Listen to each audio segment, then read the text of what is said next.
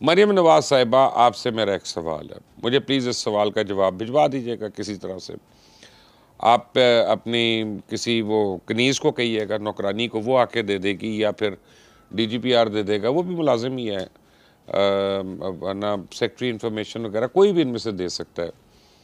आपको पता ही है कि वो रब्ता कर लेंगे। तो बहन मेरी, मुझे ये बताएं कि मैंने सुना है कि ये तहार टाउन जो है, इसमें बहुत बड़ी इन्वेस्टमेंट है, आपके बेटे की, चौधरी मुनीर की और खोखरों की, और इसको इसको प्राइस बढ़ाने के लिए क्या किया गया, अभी खबर नहीं है। ये मैं मरियम साहब सवाल पूछ रहा हूँ आपसे। तो ये किया गया, मुझे जो बता रही है चुड़ैल, वो कहती है कि जी चीफ सेक्रेटरी ने कुछ 40 अरब रुपया सामने की साइड पे उसके लगा दिया तहार टाउन के, और वहाँ पे इन्होंने बनानी है कोई थीम सिटी बनानी है, और उसकी वजह से होगा ये कि तहार टाउन की कीमत और बढ़ जाएगी, जो ऑलरेडी महंगे दामों पे हम बेच रहे हैं तो वो और बढ़ जाएगी। तो अगर तो ये सही है तो मैंने सिर्फ एक राय देनी है आपको, क्योंकि मैं उम्र में आपसे बड़ा हूँ, तो फिर अब मैं आपको एडवाइस भी कर सकता हूँ ऑब्वियसली उस रिश्ते से। वो ये कि ये याद रखना, कफन की जेबें नहीं होती हैं।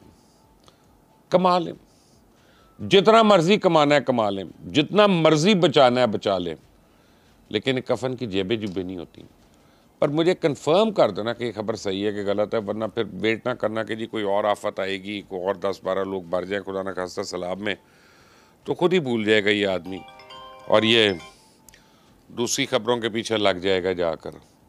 ठीक है, अब तो आपने वो पंजाब असेंबली ने कानून भी बना दिया हुआ ना जी, हम तो किसी से ये भी नहीं पूछ सकते राइट टू इन्फॉर्मेशन के तहत कि आपने इश्तिहारों की मद में कितना पैसा खर्चा, क्योंकि जब अगर हम ये पूछते हैं या आप बताएंगे, कोई सूबाई हुकूमत, पंजाब की हुकूमत हमें बता देगी, तो हमें पता चल जाएगा मीडिया में कितनी रिश्वत दी गई है, किस किस का मुंह बंद करने के लिए उसको कितने नोट डाले गए हैं। तो मीडिया वालों को भी पता चलना चाहिए कि कफन की जेबें नहीं होती हैं, ये याद रखना मेरी बात। और ये अब सैलाब के ऊपर काम करना कुछ ना कुछ शुरू कर दें, या आपके दौरों से कुछ नहीं होना, आपके दौरों से सिर्फ इमदादी कार्रवाइयाँ रुकती हैं, ख़राब होती हैं। कि आप लोग जाते हैं तो पुलिस आपको प्रोटोकॉल देने पे रहती है, रेस्क्यू इदारे भी आपको दिखाने के लिए कार्रवाई कर रहे होते हैं वहाँ पे। अगर आप अपने सेक्रेटेरिएट में बैठे, कंट्रोल रूम में बैठ के देख लेंगी, तो वहाँ पे वो खुलकर काम भी करेंगे। इस वक्त जो मुझे पता है सिर्फ 3 इदारे काम कर रहे हैं, जेन्युइन लेजिटिमेट अच्छा काम जो कर रहे हैं।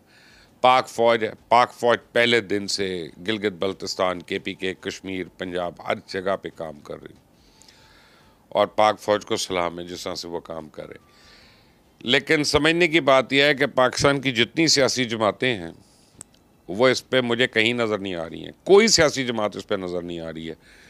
इस्लामी जमातें नज़र आ रही हैं। एक तो दावत इस्लामी है, और दावत इस्लामी जो है वो लगे हुए हैं, उनके कारकुनान, उनके मुजाहिदीन जो हैं, उनके रज़ाकार जो हैं, वो अपनी जान को ख़तरे में डाल के लोगों को इमदादी सामान पहुँचा रहे हैं और रेस्क्यू भी कर रहे हैं। और एक और तंजीम जिसका नाम भी नहीं लिया जाता लोगों से, वह जमात दावा।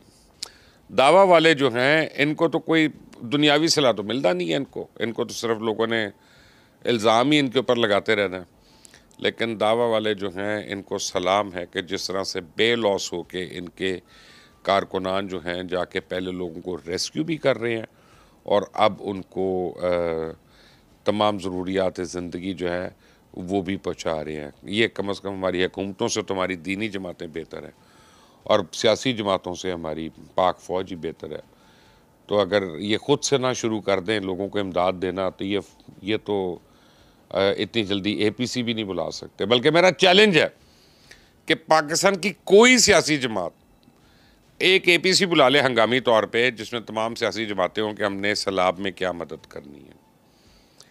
मैं भी मानूंगा, आप भी देखिएगा। मैं भी अपनी इस उम्र में आकर मैं देखूं कि पाकिस्तान की सियासी जमातें जो हैं वो पाकिस्तान के लोगों से सिंसियर हैं कि नहीं हैं।